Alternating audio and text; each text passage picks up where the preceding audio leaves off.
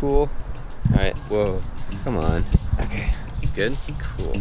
Boom, that'll work. What's up guys, how's it going? This is Seth, Can you keep it real? Happy Monday to everybody. Hope you had an awesome weekend. What you do on the weekend completely impacts your day to day.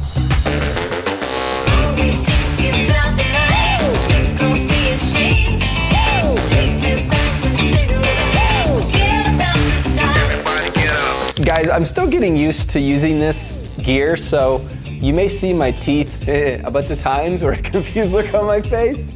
Okay, there we go. Guys, I'm so excited for this episode of All Stars because there are 3 questions I cannot wait for you to hear the response to. Now, you guys asked some awesome questions. Number 1, someone asks in this episode, how do I vet a sourcing agent? That's hard to do, especially if they live in China and you live here. How do you do that? Is a single Skype or video session going to qualify? We're gonna show you how. Number 2, what do I do if I run PPC and I wanna stop? Because I feel like I've done it enough. Like I'm ranking organically, do I need to keep on doing that? And number 3, do I, I'm sorry, but you're making me laugh, dude.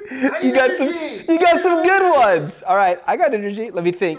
Number 3, what do you do when you have hijackers on your listing? You spent all this time, all this money, you got the brand, you're building it, you're ranking, and then boom, all of a sudden the buy box is gone because someone has hijacked your listing and they think they're really cute and you are mad. What do you do about that? We're gonna show you exactly what to do. Guys, just for fun, we snuck something into this episode. Watch it to the end so you don't miss it. I think we're good. You guys ready for this? Guys, I cannot wait for this.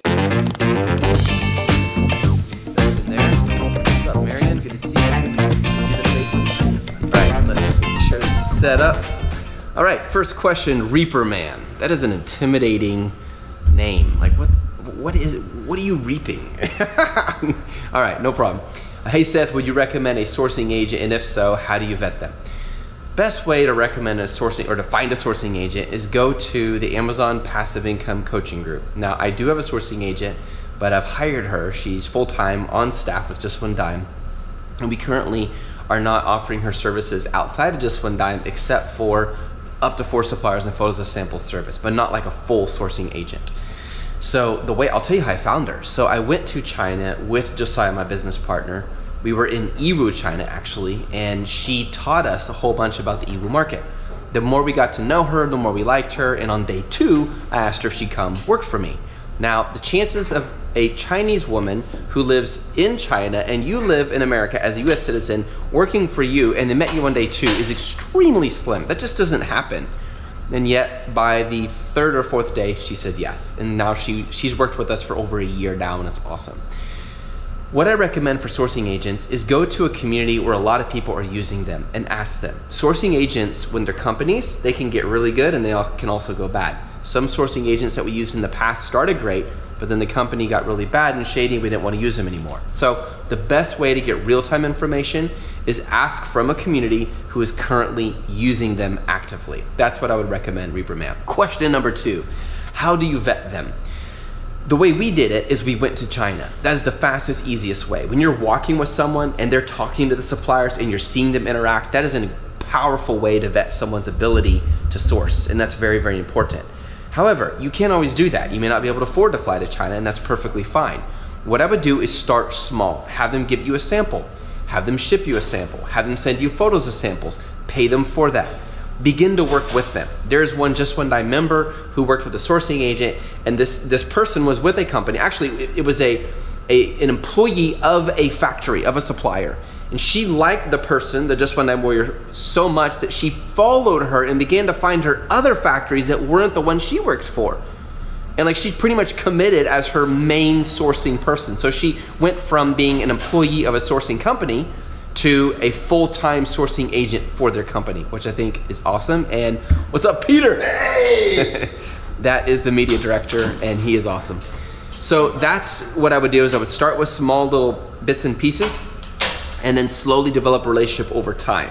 Never start off and say, hey, send me all that. Oh, one more thing. If the sourcing agent will not give you the information of the factories, then I wouldn't work with them. I understand they're trying to protect their asset and they don't want to tell you, so you're dependent on them. But what happens if the factory decides one day not to produce your product anymore? You're dependent on the sourcing agent.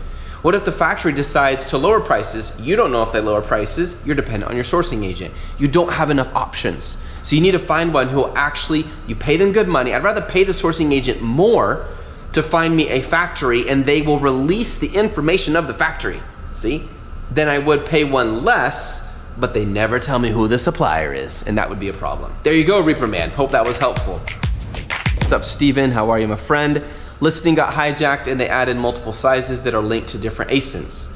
Yes. So what you need to do in this situation is ask this question: have you differentiated your product so that there's something unique about it that causes them to be outside of Amazon's TOS? For example, do you have a service contract? Do you have a warranty? Do you have unique packaging? Do you have something different other than a trademark? Now, you should already be filing for a trademark as soon as you possibly can. It is not hard to do. You should already be moving forward on that as fast as possible. There's no reason to wait on that, because the sooner you get your brand registered, the easier it is to get the hijackers off. But Steven, in the meantime, you need to find out how you've differentiated yourself. If your product is so generic, let's just say it's a fork because I'm about to eat lunch. If I'm just selling a fork and someone else is gonna sell multiple sizes or multiple sizes of forks, what's unique about my fork? Just because I have a logo on it doesn't make it unique, okay? You have to ask what is different or unique about your fork and your company that allows you to fulfill or fill out what is called a copy infringement claim on Amazon to get them removed. Now, something else you can do is get someone else who's not selling on Amazon to buy the product, to wait a few days and fulfill a report that says this product is not as described or it is inauthentic. It's called an A to Z claim. If they do that, that'll cause their account to get in trouble fast. But more importantly, the long-term game is you have to have something unique. And by the way, guys, you know what's neat? You don't always have to have something physically unique in order to get hijackers off. Now, you should if you're differentiating correctly, but if something's unique about your company, no one else can do a warranty if you are doing the warranty. They can't claim that, and Amazon will remove them for that issue. Check it out, guys. This is butter chicken on broccoli. This stuff is from Snap Kitchen. It is so good. They made it here in Austin. It's freshly cooked. Anyways. You know, a lot of people hate Mondays. The alarm goes off and they think, I am walking into misery. And my opinion is that's like completely anti-successful thinking because, well, first of all, I love Mondays because I get to do what I love. And I hope the decisions you're making are building you a life so that you absolutely love Mondays. In fact, you love them so much, you don't even like Fridays better. You're like, wait a minute. It's the beginning of the week. I am so excited I get to do this. This is awesome. Now, listen out. Mondays matter because how you start your week has a huge impact on the rest of your week. The decisions you make the first day of the week of work really do impact the rest. Now, as entrepreneurs, you're thinking, Seth, I work on Sunday, I work on Saturday, I work on Friday. I get that. But still, there is a mental aspect of it is Monday, and I gotta get stuff done, right?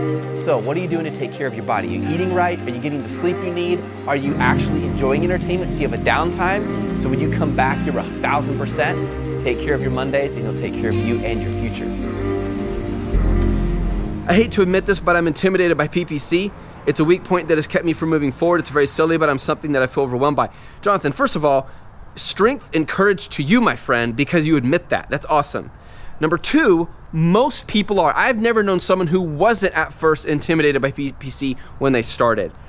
Brother, if you go to the launch course and you go to the 7 videos I created on how to create and launch and run a PPC ad campaign, start with that and try to get an understanding. And the fastest way you're gonna learn, brother, is launch and run PPC. And then every day you're gonna tweak it. You gotta jump in to learn. And the more you do it, the more comfortable you're gonna get. Now, have you guys noticed that Amazon's allowing a lot of targeting ads lately? So you can actually target, let's just say, for example, if your main keyword is turquoise cell phone case, and you don't want to just focus on that keyword, but you want to focus on a particular brand called Menzens that sells cell phone cases, you can cause it so that your ad shows up when people are looking at that brand or at that ASIN, or even at that category for cell phone accessories. In other words, you can target your ad so it's based on the category or the ASIN or the kind of product that it is. And this really can help if you're dealing with super high-end competitors and it's really hard to make money with the PPC. So instead of targeting the keyword, you're targeting the category. In other words, if you have a price range, let's just say of I don't know, let's say it's between $30 and $35. You know yours will sell for between $30 and $35. That's your price range.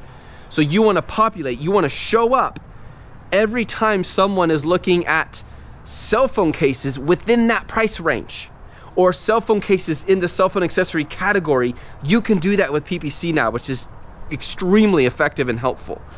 Having said that, I still highly recommend you make your main focus keywords, because keywords are targeted, they're very specific to what your customer is looking for. Someone could be looking at the Menzens brand, but they're not interested in the particular cell phone case that you have. Yours is turquoise, but they're looking for red.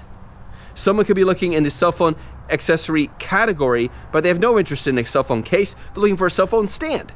You see? So it has its weaknesses. Really, truly, keywords are more targeted than the targeting ad option in PPC. Do you see what I mean, guys? I hope that's helpful. So I get a chance to talk a little bit about an inside look of what it is like to work with Alan. For those of you guys who know Alan, you know this is, just watch it, because I don't know what else to say. Seth, how long have you been working with Alan? It's been a while. Been working for 2 years. October 2016. Yeah, over 2 years. Yep. He was one of my first clients way, way back. He's a beast. Just like the cut of his jib, or is there something that just stood out? His heart. He's got the heart of a giant. Alan's the kind of guy who you give him 1,400 things to do and he'll carry them up the mountain and won't say a single complaint. Like, seriously. I'm going to ask you what you think of Seth, but don't let anything he just said alter your true opinion. I think he's great, man. You connect with him with everything that he says. And he just come at you, truthful. No BS. It's just, this is what you have to do, and this is what you have to do. So it's not a lot of, trying to say something that is not really saying that, which you get a lot on the video sometimes. Yeah. Other videos. Yeah, I tell Seth all the time that now I get targeted by the other competitors. Yeah. Yeah. And oh man, you could just see the difference. It's just, it informs how we work here too, because it's just like, what do I do? Oh, it's very simple. Right. Not that. Right. You'll get your bonus check in the mail once you know that. Like, what are you guys doing? How do you know when to stop when you start a PPC ad for the sake of its keyword? So Daniel, the first thing you want to do is find out, are the impressions high?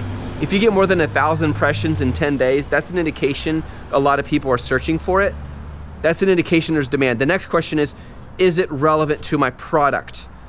Is it highly relevant? And you just do the relevancy test. You take that keyword, you search on Amazon.com, and if on the first page of search results, 80% or more of those search results are the same kind of product, then you know it is a highly relevant keyword. So if those two things are true, if the demand is high and the relevance is high, then you know it is a keeper. Then you might say, well, Seth, it's costing me money. I understand. After you run it for 10 days, drop the bid to the actual cost, the PPC cost, what it's actually costing you. And in most cases, your conversion will still stay strong, but you lower your ACoS dramatically. I had a really, really encouraging weekend. We hustled like crazy, we played like crazy. I really believe in working hard and playing hard. Both are so important. Playing hard rejuvenates you. Working hard motivates you, and you get results of that. And man, guys, when you come back to work, when you've been relaxing, you come back so refreshed and so much more energy and ready to go. You know what I mean? I hope that every day you guys get up, you feel so excited to get to do what you do. Even if you're not in the part where you're making a lot of money yet, it's okay. Every one of us had to start somewhere, and that somewhere did not start with a lot of money. In fact, we came into this world very naked, didn't we? Guys, I hope this has been super helpful to you. Now, if you have any questions off of the answers I gave, comment below. I will answer. Do subscribe. Make sure you take advantage of that free resource. Look below, it's right there.